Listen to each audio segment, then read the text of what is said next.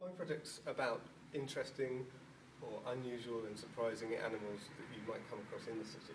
And I've asked people to submit stories to a website that I've set up about anything really that might be slightly surprising. So it could range from mink, which is quite common, to things like the story of the asbestos tarantula, which came out in the press last year. Well, the story goes that on the parade in Roath, there was a building that was being used by some surveyors to undertake some training.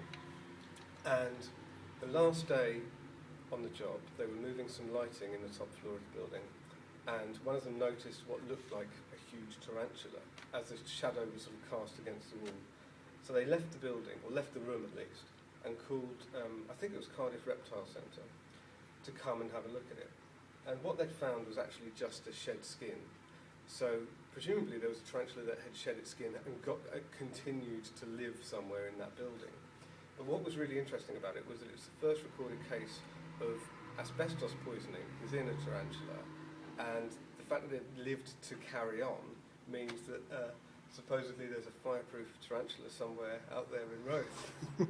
What I've done for the first couple of weeks of this project, I've been walking around Cardiff looking at various locations where people have submitted stories and sort of reimagining them with the aim eventually to imagine a future Cardiff devoid of people, but where these incredible and surprising animals have managed to live and thrive somehow.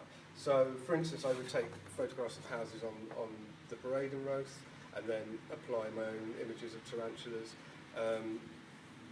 And the idea behind that really being sort of partly revisiting it and imagining the sort of what's exciting about those stories.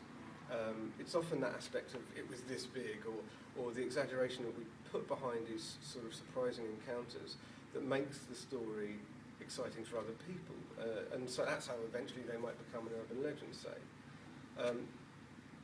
I think with that tarantula in particular, I had quite a strong connection to that because when the story was in the news, I went and looked to see if I could figure out which house it was.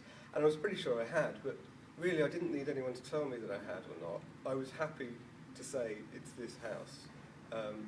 And it wasn't until I started doing this project that I thought, well, maybe it wasn't, but does that really matter? How much can the truth really sort of ruin these stories? And so that's sort of something that's carried on whenever I've received stories from other people as well. So, for instance, there were sightings recorded of a European eagle owl in Canton, and this wasn't just the case of somebody spotting the owl. It was actually, I think, one of the first stories that came to me about it was a friend of mine who'd lived on Theobald Road had a knock at the door one Sunday afternoon, and it was a couple of police officers. And they sort of said, can you be careful and keep your eye out at the moment, because there's an owl that's been attacking cats and had attacked a man at a family barbecue, which seems completely unreal. And obviously my friends were really shocked by this, and they sort of, I think part of what they took away from that situation was that it felt like a practical joke or something. But then there were news stories that this owl had escaped from somewhere and was flying around Cardiff, around the central Cardiff. So it's fun. I don't know, I've been going to these places and sort of imagining what the animal was doing there, and something else that's come from it really is thinking that perhaps we see these encounters as unusual. I mean, I've had an experience where I've almost run over a mink on my bike and been totally shocked, because at first I didn't know what it was. I had to go home and look it up and figure out what it was. And it's the sort of excitement that you get from these encounters sort of makes you think that perhaps it's unusual, but then when you look at the animal's point of view, the things they're concerned about are food and shelter. And really, they're really good at doing those jobs, looking after themselves. So they're going about their business as far as they're concerned. And I quite like the idea that we've separated ourselves so far from animals, especially more exotic animals, that we see them and feel as though they're unusual, whereas actually their behaviour is exactly what they're designed to do. So yeah, that's part of the project which I'm really enjoying thinking about at the moment.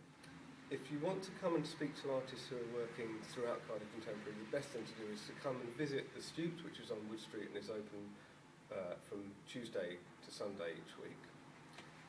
Otherwise, Cardiff Contemporary has a comprehensive website with timetables and the whole curriculum on the website.